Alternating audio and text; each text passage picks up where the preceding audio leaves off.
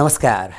कार्यक्रम अलगधारमा यहाँहरूलाई हार्दिक स्वागत गर्दछौँ। आज हामी संविधान कार्यान्वयनमा देखिएको सुस्ततासँगै जोडिएका छौँ। अब लागौँ आजको प्रस्तुतितर्फ।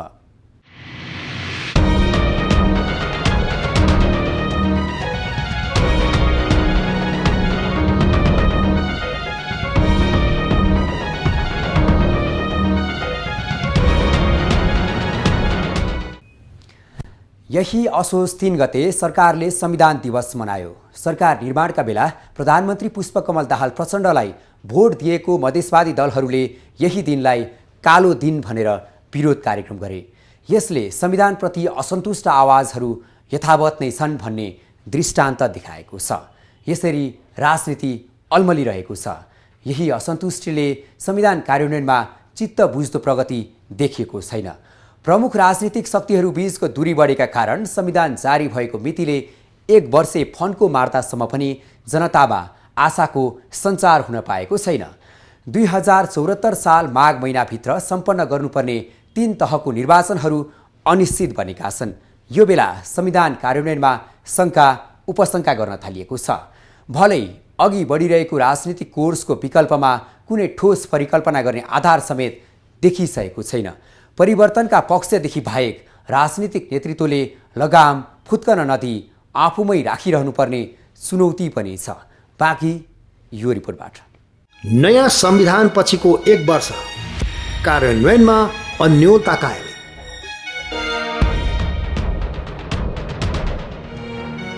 संविधान जारी भएको मितिले 1 वर्ष फन्को मारेको छ। राजनीतिक दलका नेता, मन्त्री र सांसदहरू जहाँ पुगे पनि संविधान कार्यान्वयन गर्छौं भन्न छुटाउँदैन। तर संविधानका लागि गरिनुपर्ने काममा भने सुस्तता देखिँदा अन्योलता बढेको छ। अहिले 2072 सालको असोज 3 गते संविधान सभाबाट पहिलोपटक गणतान्त्रिक संविधान जारी भयो। संविधान जारी गर्ने सिलसिलामा प्रमुख राजनीतिक दलहरू एक ठाउँमा उभिए पनि संविधान जारी भएपछि दलका नेताहरू आफ्नो डम्फु बजाउन तम्सिएका छन्। संविधान जारी हुँदै असन्तुष्ट मधेसी दलहरूलाई व्यवस्थापन गर्न हातेमालो गर्नुपर्ने राजनीतिक दलहरू ध्रुवीकरणतिर लाग्दा संविधान कार्यान्वयनको स्वाभाविक गति अवरुद्ध बनेको छ। हामी अहिले सरकार निर्माणको हिसाबले, सरकारको गठबन्धनको हिसाबले हामी प्रतिपक्ष हौँ। तर संविधान निर्माणको सन्दर्भमा हामी अहिले पनि मूल पक्ष नै हौँ। हिजो हामीले संविधान निर्माण गर्ने सन्दर्भमा जे जस्तो भूमिका खेलेका थियौँ त्यो भूमिका नेतृत्वदायी भूमिका भएको कारणले नै आज हामी नेपालको राष्ट्रिय राजनीतिमा एउटा केन्द्र भागमा उभिएर राजनीति गरिरहेका छौँ र हाम्रो पार्टी त्यो ढङ्गले एउटा जिम्मेवार प्रतिपक्षको हिसाबले काम गरिरहेको छ। संविधान निर्माणको सन्दर्भमा 2072 साल जेठ 25 गते 16 बुँदे सम्झौता सहित संविधान निर्माणको जे एउटा ट्र्याक मार्ग प्रशस्ति भएको थियो त्यसले असोज 3 गते संविधान निर्माण गरेर जारी गर्ने एउटा अवस्था उत्पन्न भयो र त्यही जेठ 25 गते पछि नै संविधान निर्माणमा असन्तुष्ट हुने एउटा पक्ष बाहिर भयो र संविधान निर्माणको समयदेखि नै संविधान निर्माणको पक्षमा भारी जनताको समर्थन प्राप्त गरेका राजनीतिक दलहरू एकातिर र थोरै जनमत प्राप्त गरेका केही दलहरू, खास गरी आफूलाई मधेसवादी भन्ने दलहरू, केही दलहरू बाहिर रहेका छन्। यो यथार्थता हो। तर पछिल्ला दिनहरूमा संविधानको कार्यान्वयनको सन्दर्भमा हेर्ने हो भने गत सालको सुशील कोइरालाको सरकारको विकल्पमा ओली नेतृत्वको सरकार निर्माणदेखि नै असन्तुष्ट भनिने दलहरू पनि यो वा त्यो कोणबाट संविधानको कार्यान्वयनमा सहयोग पुर्याइरहेका छन्। यो एउटा राम्रो पक्ष हो। सुशील कोइरालाको सरकारपछि केपीको सरकारको विपक्षमा, केपी ओलीको नेतृत्वमा सरकार बन्ने कुराको विपक्षमा आएर मतदान गरे त्यो पक्षले। अहिले फेरि केपी ओलीको सरकारको विपक्षमा आएको अविश्वास प्रस्तावको पक्षमा आएर उनीहरूले मतदान गरे। त्यसले गर्दा उनीहरूलाई म सम्पूर्ण रूपमा असन्तुष्ट भन्दिनँ। केही कुराहरूमा, केही प्रसङ्गहरूमा विमतिहरू जनाइरहेका छन्। तर त्यसको गाँठी कुरो, यथार्थ कुरो भनेको चाहिँ संविधानको कार्यान्वयन एक ढङ्गले अगाडि बढिरहेको छ। गति ढिला छ, हुनुपर्ने कामहरू समयमा भइरहेका छैनन्।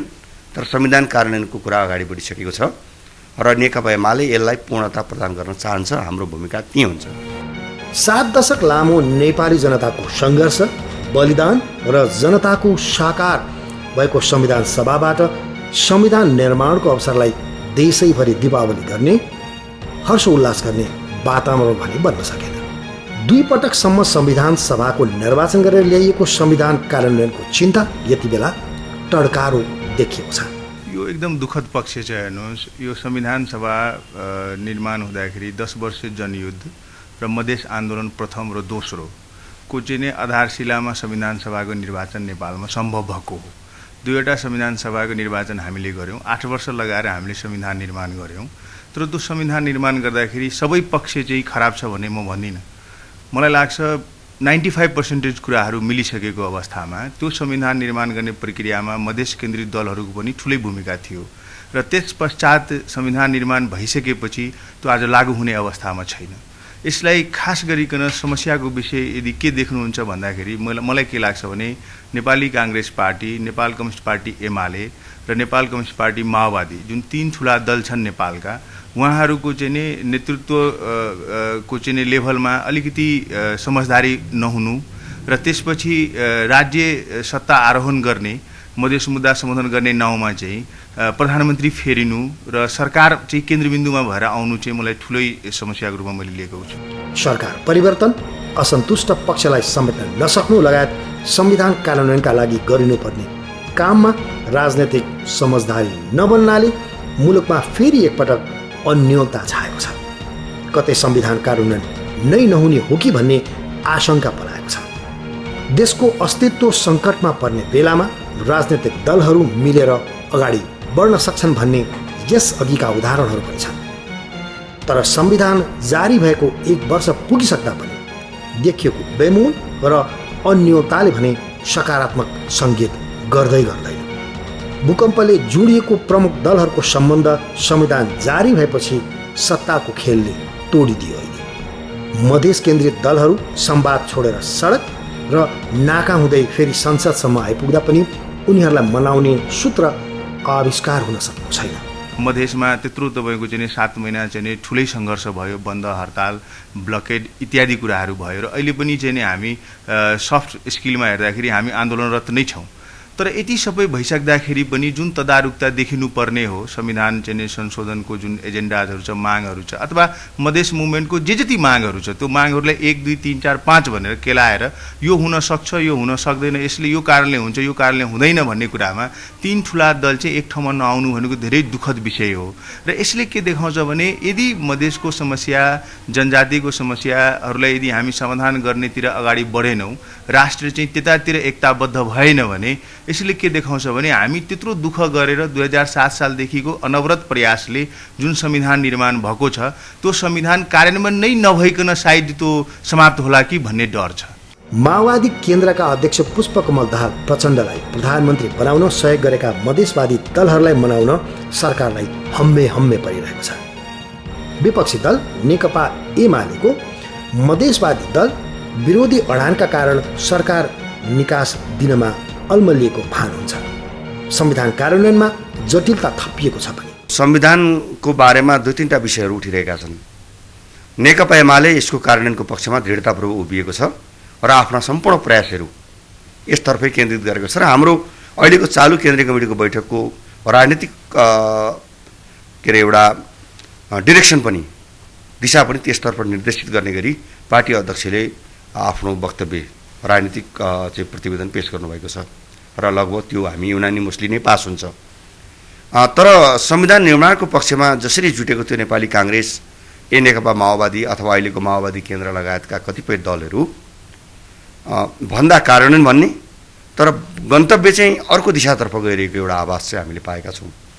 र खास गरी नेपाली काङ्ग्रेस र माओवादी केन्द्र संविधान कार्यान्वयन भन्दा पनि शक्ति आर्जन गर्ने र संविधान कार्यान्वयनको मुद्दालाई नाराको विषय बनाउने र आफ्नो बाटो चाहिँ अर्को बाटोतर्फ हिँड्ने खालको प्रयत्न भइरहेको छ। यो दुःखलाग्दो कुरा हो र हामी के चाहन्छौँ भने अहिले आम नेपाली जनता, सबै राजनीतिक पार्टीका कार्यकर्ताहरू, तल्लो तहका जनताहरू, केही छिटपुट नेताहरूभन्दा बाहेक आम रूपमा नेपाली जनताहरू संविधान कार्यान्वयनको पक्षमा, मुलुकको राजनीतिक स्थिरताको पक्षमा, निर्वाचनको पक्षमा, आवधिक निर्वाचनको पक्षमा र लामो समयदेखि निर्वाचन नभइरहेको स्थानीय निकाय जो 19 वर्ष भयो आज 3 पल्ट निर्वाचन भइसक्नु पर्थ्यो, त्यसपछि निर्वाचन हुन सकिरहेको छैन।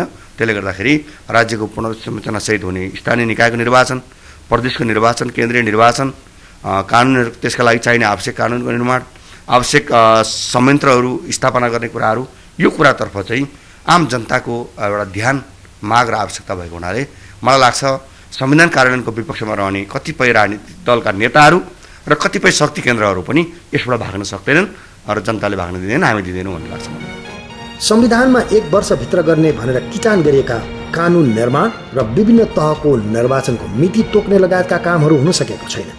संसदको पहिलो दल नेपाली कांग्रेस र तेस्रो दल नेकपा माओवादी केन्द्र सरकारमा छन् अहिले। दोस्रो ठुलो दल एमाले प्रतिपक्षमा। यी 3 ठुला दल राष्ट्रिय मुद्दामा एक नभएसम्म राजनीतिको सोझो रेखा भेट्न सकिन्न। कन्स्टिट्युसनको प्रमल्गेसन त एक किसिम भयो, इट टुक सम टाइम, निकै टाइम लाग्यो होइन। अब यो implementation is the major fact. अब यो इम्प्लिमेन्टेसन चाहिँ के हो भनेदेखि मलाई जहाँसम्म लाग्छ अल एक्टर्सहरू एक ठाउँमा नआउन्जेलसम्म यो इम्प्लिमेन्टेसन हुन सक्दैन भन्ने मेरो बुझाइ हो। त्यस कारणले गर्दाखेरि गभर्मेन्टले र नेतृत्वहरूले चाहिँ के भनेदेखि अहिलेको सन्दर्भमा जो चाहिँ अलिकति फ्रस्ट्रेटेड देखिन्छन्, जो चाहिँ असहमतिमा बस्नु भएको छ, उहाँहरूसँग कुनै तहको एउटा समझदारी गरेर मूलधारमा ल्याउनु चाहिँ उहाँहरूले it is the first criteria हो मेरो बुझाइले। त्यसपछि चाहिँ मैले देखेको के छ भनेदेखि सहमतिकै आधारबाट मात्रै यो संविधान कार्यान्वयन हुनसक्छ। यहाँ इगोको लडाइँ, यो जुङ्गाको लडाइँ धेरै देखिन्छ कता कता नेताहरूमा। त्यो कुरालाई चाहिँ हामीले थाती राख्नुपर्छ र एट एनी कस्ट इलेक्सन चाहिँ हामीहरूले चाहिँ यो स्थानीय तहसम्मको इलेक्सन चाहिँ एट एनी कस्ट हामीले यो गर्नु सक्यौँ भने हामी सफलताको बाटोतिर जान्छौँ। संविधानले सुनिश्चित गरेको धर्मनिरपेक्षता, राज्य पुनर्संरचना लगायतका मुद्दा नै विवादित बनेका छन्। संविधान जारी गर्नु पूर्व जनताहरूले ती मुद्दामा दिएका राय सुझावहरूलाई नसमेटिएको प्रति असन्तोष बढिरहेको छ। मलाई डर के लागिरहेको छ भने कतै नेपाललाई लामो समयसम्मको द्वन्द्वमा धकेलिने कतै प्रयास त हुँदै गरेको छैन भन्ने चाहिँ मलाई शङ्का लागेको छ। अब यो सङ्क्रमणकाल यदि तपाईँको चाहिँ सिद्धिएन भने यसले कतै हामीले सङ्कटकालतिर त लाने होइन भन्ने पनि मलाई डर लागेको छ। त्यस सन्दर्भमा म चाहिँ के भन्न चाहन्छु भने सम्पूर्ण राजनीतिक दलका चाहिँ साथीहरू, नेताहरू, सारा समाज, देशै एकताबद्ध भइकन यो समस्याहरूको समाधानतिर लाग्नुपर्छ। समाधान त सिम्पल कुरा छ, तपाईँको लोकतन्त्रमा जनता जित्नुपर्छ। जनतालाई हराउने प्रयास जुन गरिएको छ त्यो दुःखद पक्ष हो। लोकतन्त्रमा राजनीति गर्ने सम्पूर्ण पार्टीका नेतागणहरूले चाहिँ के विचार गर्नुपर्छ भने जनताको भावना, जनताको मागलाई सम्बोधन गर्नतिर चाहिँ अग्रसरता देखाउनुपर्छ। जे जति कुराहरू चाहिँ सम्बोधन गर्न सकिन्छ जसले हाम्रो राष्ट्रिय एकता र हाम्रो चाहिँ समृद्धिको बाटो खोल्छ, त्यो राष्ट्रिय एकता र समृद्धिको बाटोतिर चाहिँ हामी अगाडि बढ्नै पर्छ जस्तो मलाई लाग्छ। र देशको चाहिँ आधाभन्दा बढी जनसङ्ख्या चाहिँ तपाईँको आज मधेसी, जनजाति, दलित, महिला, मुस्लिम, थारू सबै आन्दोलनरत छ। यस अवस्थामा चाहिँ तपाईँको 3 ठुला दलको चाहिँ अझ बढी जिम्मेदारी म देख्छु र सरकारको त त्यसै पनि जिम्मेदारी भयो। र सरकारको चाहिँ अग्रसरतामा सबभन्दा फर्स्ट कार्य चाहिँ हामीले के गर्नु पर्यो भने सबै पक्षलाई घनीभूत छलफलमा उतार्नु पर्यो। दोस्रो कुरो हामीले के गर्नु पर्यो भने सबै पक्षलाई एक ठाउँमा राखेर एउटा विन विनको सिचुएसन्स, म हारौँला तर नेपाली जित्नु पर्यो भन्ने भावनाले चाहिँ ओतप्रोत भएर राष्ट्रलाई निकास दिनुपर्छ। परिवर्तनका नाममा अपनाइएका कतिपय विषयहरूको उचित व्यवस्थापन गर्न दलहरूलाई निकै सकस परेको छ। विभिन्न पक्षको असन्तुष्टिका बीच बनेको संविधानप्रति धेरैले अपनत्व महसुस गराउन जे जति पहल गर्नुपर्ने हो त्यति नभएको भान हुन्छ। यसका लागि सबै पक्ष लचिलो हुनै पर्छ। हामी स्पष्ट छौँ। हाम्रो भनाइ के हो भने नेकपा एमाले, नेपाली कांग्रेस र नेकपा माओवादी लगायतका संविधान निर्माणको पक्षमा भूमिका खेल्ने दलहरू एक ठाउँ भेला हुनुपर्छ। सरकार निर्माणको सन्दर्भमा ठिक छ, नेपाली कांग्रेसले एउटा सिद्धान्त बनायो कि 2टा मेजर पार्टीहरू सरकारमा सँगै बस्नु हुँदैन। सबल प्रतिपक्षको लागि पनि फर्स्ट पार्टी सरकारमा हुँदा सेकेन्ड पार्टी बाहिर बस्नुपर्छ भन्ने जे एउटा गलत सिद्धान्त प्रतिपादन गर्यो त्यसमा हाम्रो भन्नु केही पनि छैन। त्यो उसको पार्टीको दृष्टिकोण हो, हामी त्यसमा सहमति असहमति राख्ने कुराको अर्थ हुँदैन। तर संविधानको कार्यान्वयनको कुरा बेसिकल्ली तीनटा राजनीतिक पार्टीहरू नेकपा एमाले, नेपाली काङ्ग्रेस र माओवादी केन्द्र लगायतका पार्टीहरू एक ठाउँ हुनैपर्छ। संविधान कार्यान्वयनको कुरा प्रारम्भ भइसकेको छ। यो संविधान हामी सबैले पालना गर्नै पर्छ। यो संविधानको इग्नोर गर्ने कुरा, संविधानको विपक्षमा उभिने कुरा सैद्धान्तिक रूपमा हुनसक्छ, तर यसको पालना गर्दिन भनेर जान कोही नेपाली पनि सक्दैन र नेपालभित्र आउने कुनै विदेशीले पनि सक्दैन। नेपालभित्रका कानुनहरूलाई म मान्दिनँ भनेर जान सक्दैन। तर के छ भने त्यहीँभित्र बस्ने, सरकार सञ्चालन गर्ने, सरकारको नेतृत्व गर्ने र संविधान कार्यान्वयनको पक्षलाई कमजोर पार्ने खेलहरू चाहिँ भइरहेका छन्। यो दुःखलाग्दो कुरा हो। यसमा नेकपा माओवादीको सरकारको नेतृत्व छ, तर लगाम नेपाली काङ्ग्रेसको हातमा छ। एउटै डुङ्गामा सयर गरिरहेका राजनैतिक दलहरू यी र यस्ता विषयमा समझदारीमा नआउने हो भने त्यो सबै राजनैतिक शक्ति देश र जनताकै लागि पनि प्रत्युत्पादक बन्न सक्छ। अस्ति पनि हामीलाई संविधान आउँदैन भनेर धेरैले शङ्का गराएकै हो नि। मात्रै तपाईँको मधेसवादी दलहरूलाई चाहिँ अब साझा रूपले मिलाएर उहाँहरूलाई पनि इन्डक्ट गर्नु के गर्दा हुन्छ, त्यसैमा बढी कन्सन्ट्रेट गरेर स्थानीय तहको निर्वाचनमा जानु भनेको चाहिँ एमालेकै लागि राम्रो, हाम्रै लागि राम्रो, सबै दलहरूको लागि जो चाहिँ संघीयता पक्षधर हुनुहुन्छ उहाँहरूको लागि राम्रो कुरा। यो संसदको आयु समाप्त हुने मिति नजिकै गर्दा संविधानमा किटान गरिएका निर्वाचनहरू सम्पन्न गर्नुपर्ने उपलब्धिको रक्षा गर्नुको विकल्प छैन। अत सबै पक्ष नयाँ संविधानले सुनिश्चित गरेका उपलब्धिहरूको रक्षा गर्न तन मन धन लगाएर जुट्नुपर्ने ढिलो भइसकेको छ। संक्रमणकालको अन्त्य गर्दै मुलुकमा राजनीतिक स्थायित्व, विकास र समृद्धिका लागि जनता व्यग्र प्रतीक्षामा छन्। उनीहरूको भावनामा ठेस नपुर्याउन राजनीतिक नेतृत्वले गम्भीरता देखाउनै पर्छ। देशलाई सङ्कटको दलदलमा फस्न दिनु हुँदैन। एउटै ढुङ्गामा सयर गरिरहेका राजनीतिक शक्तिहरूले फेरि पनि समझदारी र एकता तोड्नु हुन्न भन्ने दिव्य ज्ञान पाउन जरुरी छ। बल्ल बल्ल जारी भएको गणतान्त्रिक संविधानको कार्यान्वयनसँगै मुलुकलाई स्थायित्व र समृद्धितर्फ लैजान सचेत र गम्भीर बन्नै पर्छ। मधेस मुद्दा, निर्वाचनसँग जोडिएका विषय, निर्माण गरिनुपर्ने कानुनहरू हुँदै संविधान कार्यान्वयनतर्फ सकारात्मक निकासको बाटोमा राजनीतिक शक्तिहरू फेरि पनि एक ठाउँमा जुट्नुको विकल्प छैन। अलगधारलाई सम्पर्क गर्न 400653 र 9802002006 नम्बर डायल गर्नुहोला। तपाईँले 443277 नम्बरमा फ्याक्स गर्न सक्नुहुनेछ भने alagdhar@imagechannels.com.np मा इमेल समेत गर्न सक्नुहुनेछ। अलगधारको आजको प्रस्तुति यति नै। अलगधारको सम्पूर्ण युनिटलाई बिदा दिनुहोस्। नमस्कार।